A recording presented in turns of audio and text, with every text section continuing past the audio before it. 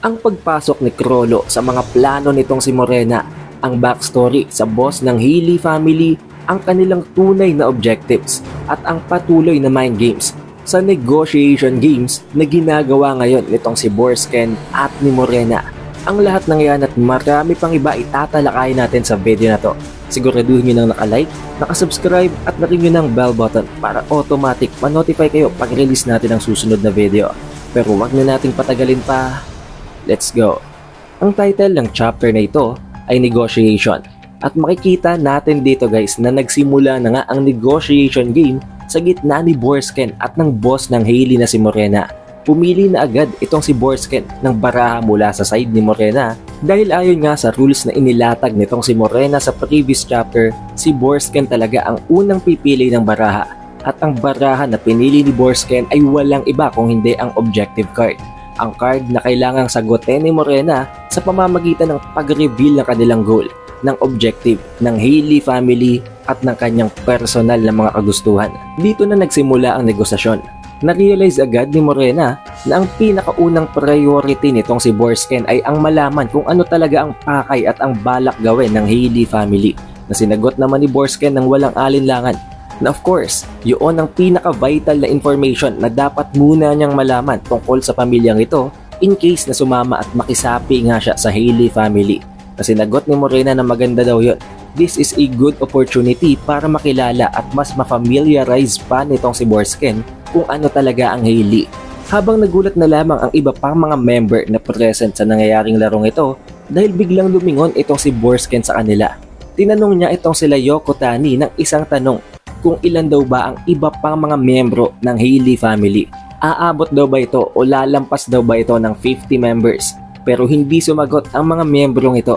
Wala siyang narinig na sagot mula kila Yoko Tani, kaya naman ipinaliwanag sa kanya agad ni Morena na although oo, sasagutin ni Morena ang lahat ng tanong niya, pero hindi sasagot ang kanyang mga kasamahan.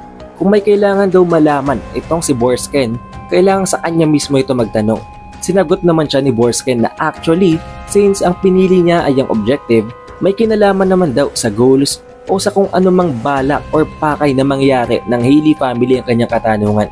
But since sinabi na nga ni Morena na hindi sasagot ang ibang mga members, edi okay, tinatanggap niya yun. However, in exchange, hindi din siya sasagot sa mga itatanong ni Morena sa kanya.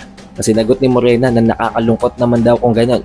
Therefore, nag-set siya ng isang fair na exchange na kung saan once na magtanong daw itong si Morena kay Borsken, kailangan itong sumagot. Para naman kapag may itananong din itong si Borsken na walang kinalaman sa ginagawa nilang rules sa game, pwede din siyang sumagot. Pero ang tumatakbo pala sa utak nitong si Borsken matapos ang ginawa niyang tanong na yon dito kila Yoko Tani is that hindi naman pala talaga actually kailangang sumagot nila Yoko Tani dahil pinagmamatyagan niya ang body movements, ang body language ng iba pang mga members na ito na present ngayon sa room, kaya naman na-realize niya agad na since hindi sila naging stiff, hindi sila nagulat o nasorpresa sa ginawang tanong nitong si Borsken, nangangahulugan lamang yon na hindi niya na-hit ang spot. Hindi sila lumalampas sa 50 members. And since napaka-relax nga daw ng dalawang yon, it is almost as if baka more than 20 lang or around 25 or lower ang mga miyembrong ito ng Healy. Which is, alam naman natin guys na tumpak, tama ang iniisip, tama ang assumption ni Borsken dahil sila ay 23 members lang all in all, pero since patay na nga ang isa sa mga miyembro nila na itong si Looney, ngayon ay meron na lamang silang 22 members. Pero balik tayo guys sa ginaganap na laro. Since ang pinili nga ni Borsken na card ay ang objective card, in-explain na ni Morena kung ano ang kanilang objective at sinabi niya dito na ang kanilang goal ay ang total destruction ng Kakin Empire. Wawasakin nila ang Kakin Empire. And once na ma-achieve nila yon, isusunod nila ang buong humanity. Papatayin at wawasakin nila ang buong sangkatauhan. Yun ang goal nila at kakailanganin daw nila itong si Borsken para ma-achieve ang goal na yon. Pero honestly, napakalabo nun. Napaka-generalized na ginawang explanation nitong si Morena to the point na sinabi pa nga ni Borsken na in a scale of 0 to 100, ang kanyang understanding ng explanation nitong si Morena ay nasa 3% lang.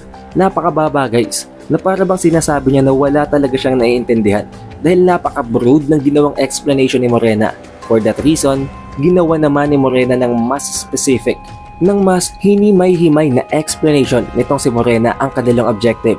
And to further make it clear, sinimula ni Morena ang kanyang explanation sa kanyang backstory, kung ano ang kanyang personal background at kung bakit nakarating siya sa ganitong desisyon na gusto nga niyang wasakin ang buong Kakin Empire. But first of all, tinanong niya muna itong si Borsken kung aware at familiar daw ba itong si Borsken sa mga second track fakers. Na sinagot ni Borsken na oo, na yun daw ay ang mga illegitimate child ng hari, na dahilan kung bakit hindi nga sila napapasama sa Succession War at sila ang nagiging mga boss ng mafia families.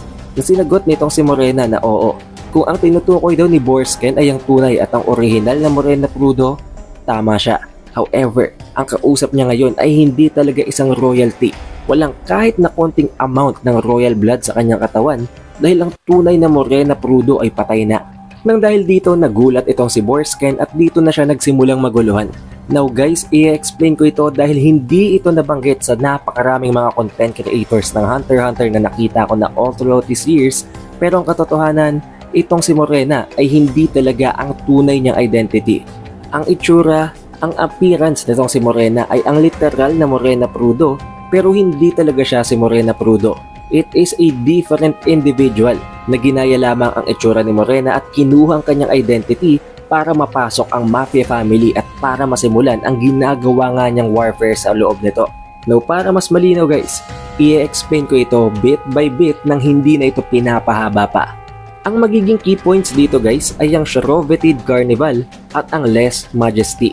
Ang Shrovetid Carnival ay ang event na kung saan randomly pumipili ang royalty o sabihin na natin na ang hari ng Kakin Empire ng isang random village sa loob ng Kakin Nation na kung saan magsasagawa sila ng isang carnival.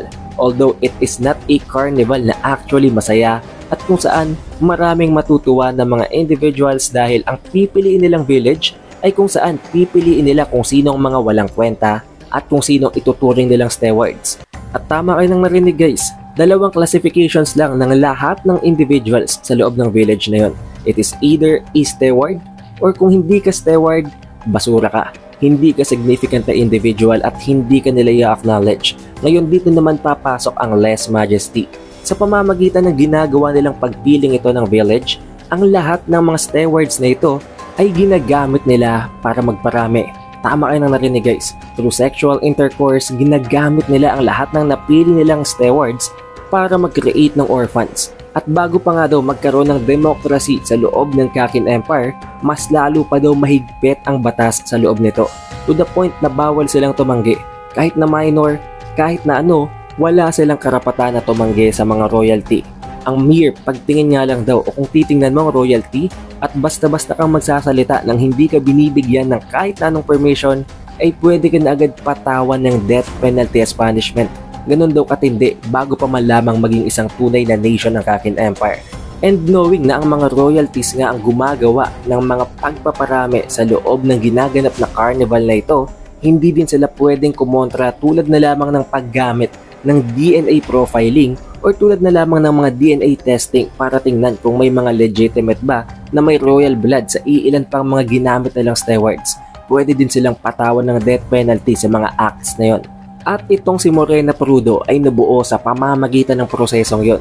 At ang masaklap nga lang guys, bago pa man lamang ma-acknowledge ng kanyang nanay na meron siyang anak na itong si Morena nga. Although hindi talaga siya si Morena dahil tulad ng binanggit ko kanina, kinopya at ninakaw lamang niyang identity ng tunay na Morena Prudo.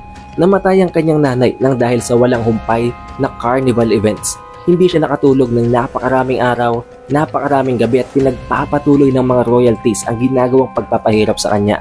For that reason namatay siya nang hindi man lamang nami-meet itong si Morena Prudo.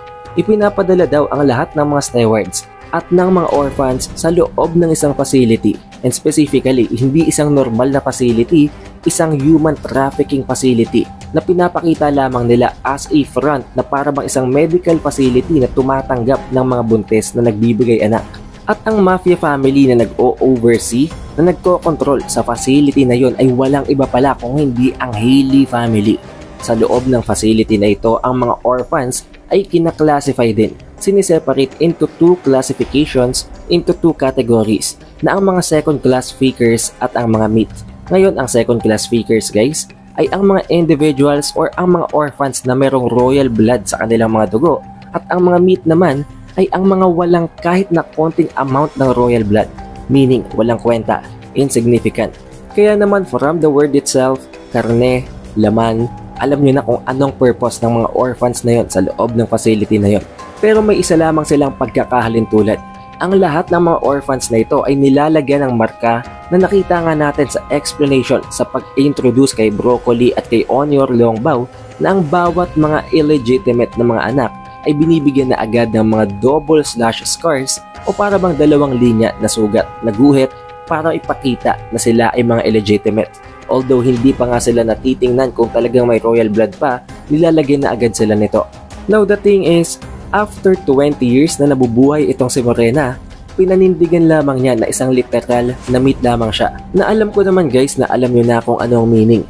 Pero pagdating ng 20 years old nitong si Morena, bigla na lang pala niyang na-awaken ang kanyang Nen ability. Hindi pa niya ito proficiently kayang gamitin, pero pinagmasteran niya ito. Pinag-aralan niya ito ng napakatindi to the point na nagawa nga niyang ma-take over ang identity ng totoong Morena Prudo. Sa pamamagitan nun, naging siyang isa sa mga makakapalit or sa kandidato na magiging susunod na boss ng Hailey family. Naulitin ko lang guys, clarify ko lang para hindi kayo malito, ang tunay, ang orihinal na Morena Prudo ay may royal blood sa kanyang pagkatao. Na dahilan kung bakit kinailangan niyang kopyahin ng kung sino mang umagaw sa kanyang katawan na ang kausap ngayon nitong si Borsken ang kanyang identity para makuha ang opportunity na maging boss ng Hailey family at para makuha ang privilege para magawa at may execute niya ang gusto niyang gawin na ang total destruction nga ng Kakin Empire. Pero hindi yun dun guys nagtatapos. Dahil alam nga natin na since nagkaroon ng democracy, since naging isang literal na nation na ang Kakin Empire, kahit papano nagkaroon ng modernization at naisip nila na baka naging maayos naman ang pagpapatakbo sa Kakin Empire, na baka itinigil na nila ang tulad ng mga carnivals na yon. Pero the thing is, ito pa lang sila Morena ay binibigyan ng numbering ng marka sa bawat batch ng mga orphan na yon na ipinapadala sa facility na ibinabase nila sa last 2 digits sa Kakin calendar. At itong sila Morena ay nabigyan ng numbers na 98. Ang batch 98 ang kanyang batch ng mga orphans. At akala ni Morena okay na natapos ng ginagawang carnival na yon, pero just this past year, sa nakaraang taon lang daw, nagkaroon na naman ng batch na ang batch 20. Na nangangahulugan na even after the modernization, even after na maitalaga na isang literal na nation at isang democratic na bansa na ang Kakin Empire, nagpapatuloy pa rin pala talaga ang ginagawa nilang kasamaan behind the shadows. And for that reason, naisip ni Morena na there is no saving Kakin Empire. Kailangan talagang wasakin ito para matigil ang kanilang kasamaan. Na dahilan kung bakit kakailanganin niya ang mga companions. Dahil kung mag-isa lang siya, hindi naman niya magagawa yun ng siya lang. Napakatindi ng kakailanganin niyang mga kapangyarihan, mga kasamahan para ma-pull off ang kanyang mission na yon. At diyon ang dahilan kung bakit binuo nga niya ang napakaraming iba pang mga miyembro ng Hailey family na ipinalit niya sa orihinal na mga miyembro nito. Ang bagong 23 members na nakita natin na isa-isa nga niyang hinalikan para mabigyan niya ng abilities para maipasok niya sa loob ng contagion. At ang pinaka-importante, ang pinaka-vital daw na miyembro ng binubuo niyang grupong ito ay walang iba kung hindi itong si Borsken. And of course, syempre mag-i-invoke ng curiosity dito kay Borsken guys. Itinanong ni Borsken kung anong meron sa kanya. Bakit siya ang kailangan ni Morena? Na sinagot ni Morena na sadly, hindi niya pwedeng sagutin ang tanong na yon nitong si Borsken dahil malayo na yon sa card na pinili niya. Wala na yon sa objective card. Kaya kakailanganin muna niyang pumili ng susunod na baraha na align sa tanong na yon para masagot yon ni Morena. Na dahilan din kung bakit lumapit na ang isa sa mga miyembro ng Hailey para balasahin ang mga cards dito sa side ni Borsken. Dahil tulad nga ng binanggit nating rules guys, matapos pumili ni Borsken ng baraha mula kay Morena na sasagutin naman ni Morena, pipili naman siya ng baraha mula sa kanyang side na i-eliminate niya. Pumili naman agad ng baraha itong si Borsken at ang nakuha niyang baraha ay walang iba kung hindi ang Joker. Na honestly hindi naman nakakalungkot dahil ayon dito kay Borsken, wala naman talagang kwenta ang Joker card. Dahil ang magagawa lang naman ng Joker card ay ang pumili between yes or no. And knowing na walang kwenta ang yes or no, hindi yon makakatulong sa kanya, meaning wala ding kwenta ang Joker card. Tama ang na-eliminate niyang baraha. Matapos pumili ng barahan ni Borsken, inutusan naman siya ni Morena na ilagay na ang barahang napili niyang yon ng Joker card sa loob ng graveyard dahil yun ay invalid na. Hindi na niya yun magamit. Pinili niya na yung i-eliminate. Magpatuloy naman ang pagpili nitong si Borsken ng baraha naman sa side nitong si Morena. At ang pinili naman niya ngayon guys ay ang power card na ikinatuwa naman itong si Morena. Na-touch daw siya dahil sunod-sunod na ang pinipiling baraha nitong si Borsken ay lahat may kinalaman dito kay Morena. Pero hindi naman nagtagal, in-explain niya din ang bagay-bagay at kung paano mas madaling maiintindihan nitong si Borsken ang kanyang ability, ang kanyang power. Sinimulan niya ito sa pag-e-explain kung ano daw ba ang Nen ability, kung familiar daw ba sa Nen itong si Borsken. Na sinagot ni Borsken na oo, naririnig niya pero hindi niya alam kung ano ito at kung paano ito nag-work. Na in-explain naman ni Morena na ang Nen ability ay parang isang literal na superpower na ginagamit sa loob ng Succession War, na alam nitong si Borsken dahil ginagamit niya ito ng mga prince ng mga kandidato sa Succession War. Pero ang explanation nitong si Morena, there is simply no other explanation kung hindi isang literal na superpower na magagawa at maa-achieve lamang ng user sa pamamagitan ng rigorous training, sa pamamagitan ng pag-aaral nito. However, sa pamamagitan ng ability nitong si Morena, hindi na nila kailangang pagdaanan yon dahil binibigyan si Morena ng kakayahan na magbestaw o magbigay ng ability sa kanyang mga kasamahan. And since napaka-general na naman nga guys ng explanation ni Morena, ni-request na naman ni Borsken na gawin niya itong mas specific, mas more detailed. Kaya naman in-explain na naman ito ni Morena ng mas detalyado. Na alam naman natin kung paano nagwo-work kaya hindi na natin kailangan pang paulit-ulit na banggitin sa video na ito. Pero ayon dito kay Morena, isa sa napakalaking nagpe-play na condition dito ay dapat kakampi niya at kapareho niya ng goal ng gustong makamit na outcome ang iba pang mga miyembro para maging mas effective ang kanyang ability sa kanila. And also, most of the other content creators na gumagawa ng HXH ay hindi din ito nabanggit. Pero ayon kay Morena, ayon sa chapter na ito, hindi talaga actually silang pumipili ng kanilang ability. Itong si Morena ang pumipili ng dapat at nararapat na ability para sa kanila na mag-fit sa kanilang objective, sa kanilang characteristic at sa kanilang capabilities, na para bang gumagawa talaga ng paraan itong si Morena para mag-complement ang bawat ability ng bawat miyembro ng Healy family. Dito na nagsimulang ma-realize nitong si Borsken na hindi lamang siyang matalino sa loob ng room na ito. Matalino din talaga daw itong si Morena dahil unang-una sa lahat, ang bawat sagot na ginagawa niya sa bawat pinipiling barahan nitong si Borsken ay konektado to the point na para bang inililid siya nito papunta sa ibang baraha dahil kulang-kulang ang bawat sagot niya, na kung ang pinakaunang barahang pinili daw nitong si Borsken ay ang power card, baka magkaibang ginagawang sagot ngayon nitong si Morena para i-lead naman siya sa iba pang baraha. Pero ngayong alam na nitong si Borsken ang kanyang pakay, kung anong goal talaga nitong si Morena, na buong loob niya na kahit na anong mangyari, alam naman daw nitong si Borsken kung anong dapat niyang gawin. No matter what, hindi siya papayag na maging kakampi siya nitong si Morena. Dahil ang gusto lang pala nitong si Borsken guys ay napakasimple. Ang magkaroon ng normal at napaka-peaceful na buhay. Nothing out of the ordinary. Hindi kailangan magkaroon ng napakalaking kaguluhan, napakalaking kasiyahan, normal na mabuhay lamang araw-araw. Okay na yun dito kay Borsken. At gagawin daw niya ang lahat ng pwede niyang gawin para makabalik sa kanyang mundane life na yon. Isa pa nga guys, sa mga ibinanggit dito ni Borsken, isa pa daw dito itong si Beyond.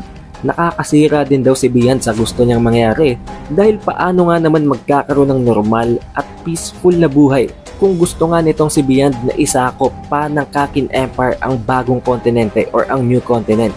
Syempre magkakaroon yun ng napakalaking impact para sa lahat ng citizens ng Kakin. Isa din sa naisip nitong si Borsken is that plural daw. Merong S ang binanggit nitong si Morena na objectives. Meaning hindi ito isa, marami silang objectives. Hindi lamang ang objective ni Morena kung hindi ang objective ng kanya pang mga members. Sinabi naman ni Morena na ang objective niya ay ang destruction nga ng Kakin Empire.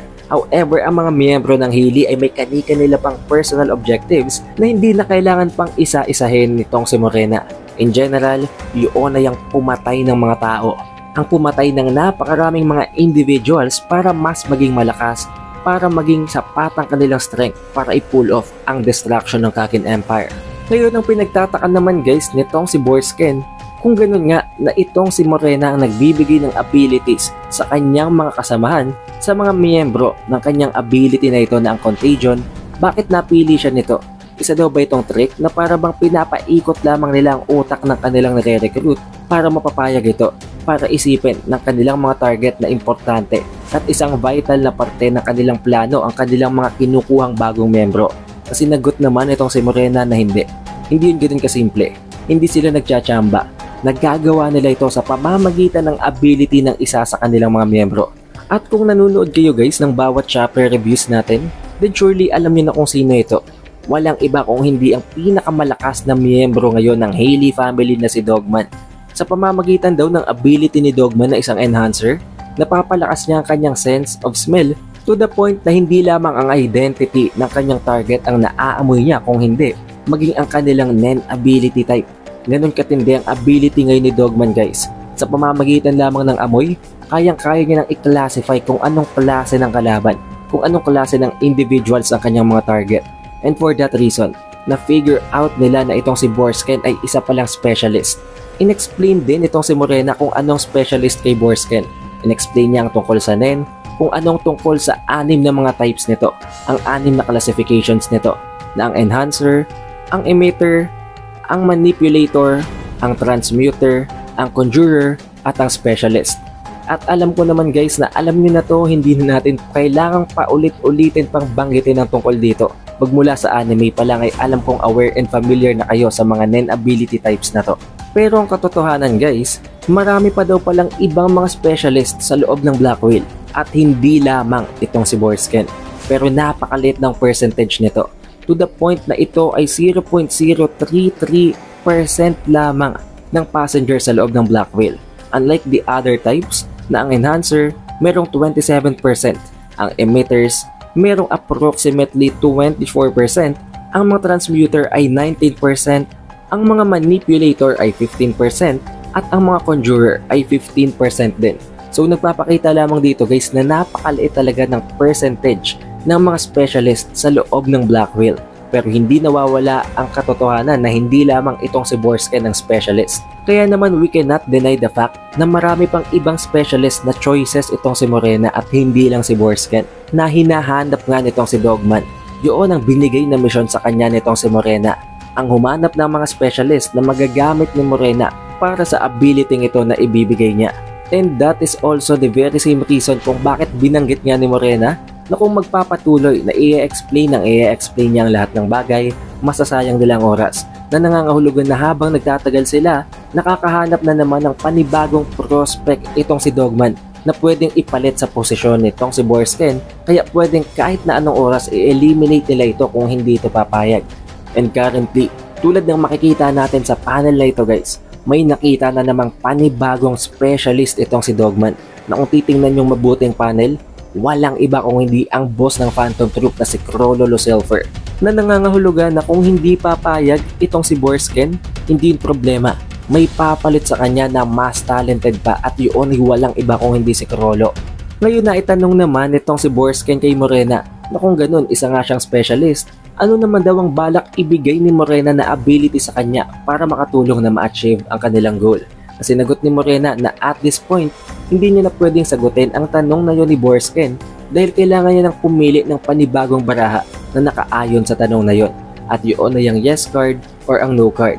Kaya naman for the meantime, pipili na naman itong si Borsken ng baraha mula sa kanyang side na kailangan naman niyang i-toss aside, na kailangan niyang i-eliminate para mabawasan ang baraha niya bago siya pumili ng bagong baraha kay Morena. And at this point, alam naman itong si Borsken guys na hindi din talaga siya pwedeng mag-aksaya ng panahon. Dahil at any point, makakahanap sila ng kahit na sinong pwedeng ipalit sa kanya na isang specialist din.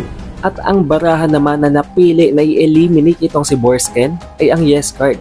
Kaya naman tamang-tama, perfect ang napiling barahan nitong si Borsken guys. Dahil ngayon, ang kailangan na lang i-eliminate na barahan nitong si Borsken ay ang no card. Ang matitira ay ang return card at ang X card. At sa pamamagitan nun, pwede siyang tumakas ng walang kahirap-hirap nang hindi siya pinapatay at sinasaktan ng Hailey family. Nakita din nitong si Borsken guys, ang body language ng mga miyembro ng Hailey na hindi sila natutuwa, na sila ay disappointed, na nangangahulugan na totoo ang laro, Hindi sila nagdadaya at walang kahit na anong cheating na nangyayari. Pero inexplain pa rin ni Morena na kahit na ganon, kahit nakitang kita nila na nasa advantage na ngayon itong si Borsken, hindi pa rin siya susuko. Habang ine-explain at ino-offer naman niya dito kay Borsken na meron daw difference ang X card at ang pagsagot ng no. Pero masasagot lamang yon itong si Morena kung pipiliin naman nitong si Borsken ang no card. Na pinili naman ni Borsken ng walang alinlangan. In-explain ni Morena guys na kung pipiliin daw ni Borsken ang X card, automatically mananalify. Maa-avoid niya hindi lamang ang larong ito kung hindi ang lahat ng bagay na nag-take place sa lugar na ito. However, there is a huge difference kung pipiliin naman daw nitong si Borsken ang no card. Unang-una sa lahat, kung hindi sila papanig, kung hindi siya papayag na maging miyembro ng Hailey family, then of course, it is common and obvious na hindi siya kakampi ng Hailey. Meaning, siya ay magiging isang insignificant na individual para sa Hailey family. Nothing more of a points lamang para sa kanila na pwedeng gamitin ng mga miyembro ng Hailey family para patayin at para maging mas malakas sila. Hindi lamang yun, idadamay pa daw ng Hailey ang lahat ng mga taong malapit dito kay Borsken at papatayin din ito. Although hindi ito binanggit ni Morena directly, napapatayin siya nito, ginagawa ng paraan ni Morena para i-explain at ipahiwatig kay Borsken na wala siyang choice. Hindi niya pwedeng piliin ang no dahil mamamatay lang siya. Mas mabuti pa kung pipiliin niya ang yes dahil hindi madadamay ang mga mahal niya sa buhay. Kaya naman dito agad na-realize at na-confirm nitong si Borsken na ito ang pangatlong trap. Hindi talaga choice dito ang no card. It is just yes card o di kaya ang X card. Walang ibang sagot dahil ang kapalit ng no card ay ang kamatayan niya at ng kanyang mga kaibigan. Pero kung ang X card naman ang mapipili nitong si Borsken, yun talagang perfect na sagot sa kanyang sitwasyon ngayon. Dahil unang-una sa lahat, hindi lamang dahil sa magiging malaya at makakatakas siya sa ginagawang recruitment process na ito ng Hailey family, hindi din gagalawin ng Hailey maging ang kanyang mga kaibigan. Gagawa ng paraan ang lahat ng miyembro ng Hailey para maiwasan siya at para hindi magkaroon ng kahit anong contact sa kanya o kahit na sinong mga malalapit sa kanyang buhay. Meaning, para bang magkakaroon siya ng invincibility. Hindi siya pwedeng galawin ng Hailey family no matter what the situation is. There is no underhanded tricks at hindi na siya pwedeng recruit pa nitong muli. However, kinlarify ito ni Morena na since ang goal nga nitong sila Morena ay ang total eradication ng Kakin Empire at ang pag-wipe out ng humanity, kahit pa sabihin na hindi nila gagalawin itong sila Borsken, it will just be like save the best for last. Na para bang gagawin nila ay matapos nilang i-wipe out ang buong humanity after nilang wasakin ng Kakin Empire, ay saka lamang nila ipapatay at ipanghuhuli itong sila Borsken. Pero okay na rin yun kaysa naman sa patayin sila right away. Nang dahil dito ang naging tanong naman itong si Borsken, kung gano'n na wala naman silang kahit na anong benefit na makukuha mula sa X card, bakit kailangan pa nila itong ilagay sa negotiation game na ito? Kung wala naman itong kahit na anong advantage para sa Hailey family. Na sinagot ni Morena na honestly isa ito sa mga conditions ng kanyang NEN ability. And alam ko naman guys na aware kayo na pagdating sa NEN, there is this principle na high risk, high reward. At sa pamamagitan nga ng risk na ito na ginagawa ni Morena, nagiging posible din ang pagpapalakas niya ng kanyang NEN ability. Ang pagbebestaw niya ng NEN ability sa mga members nito dahil hindi lamang ito isang one-way risk. Hindi lamang si Morena ang nagre-risk dito. Nagre-risk din dito ang kanyang inire-recruit. Na dahilan kung bakit mas lalo pang ang lumalakas ang contagion na nagpapakita lang guys sa atin na napakagaling mag-utilize ni Morena ng kanyang NEN ability. Nagagawa niya itong ma-maximize sa pamamagitan ng simpleng kondisyon na ito na napakataas ng risk, therefore giving her a higher power up and buff naman para sa contagion. Pero even after all those explanations, nabilib naman itong si Morena kay Borsken dahil never itong nag-flinch, never niya itong nakitang matakot o kabahan na para bang hindi talaga natitinag ang will nitong si Borsken. Pero hindi nagtagal, since kailangan na ngang pumili nitong si Borsken ng baraha, humanap na naman siya ng i-eliminate niyang baraha mula sa kanyang side. But sadly, ang napiling baraha ni Borsken ay ang X card, na nangangahulugan guys na matapos nga ang ginawa niyang pag-eliminate sa tatlong barahang ito, ang natitirang baraha na lamang ay ang no card at ang return card. Literal na do or die ang susunod na gagawing pagpili ni Borsken ng baraha mula sa kanyang side. However, in this very crucial moment, sa napaka tumataas na tensyon sa pagkakataong ito, dito naman nagkaroon ng napakalaking announcement sa loob ng Black Whale. At yun ay walang iba kung hindi ang pagpapatupad ng first prince na si Benjamin ng martial law.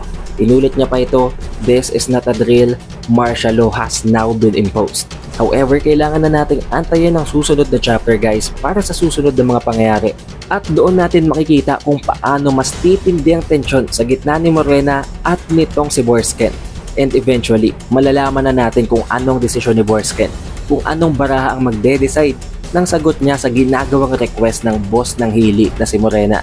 Be sure na naka-like, naka-subscribe at na-ring mo na ang bell button para automatic ma-notify ka pag release natin ang susunod na video. Share ko lang din pala guys, sa mga hindi pa aware, meron tayong official Facebook page at official TikTok account. Kaya naman i-follow at i-like na din ang ating account sa different platforms na yon para hindi kayo mahuhuli sa bawat announcement natin hindi lamang sa Hunter x Hunter kung hindi sa ating channel. Shoutout nga rin pala guys sa napakatinding mga supporters na ito from the previous video. Maraming salamat sa patuloy na suporta. It is The Updated Weeb and I will see you guys on the next one.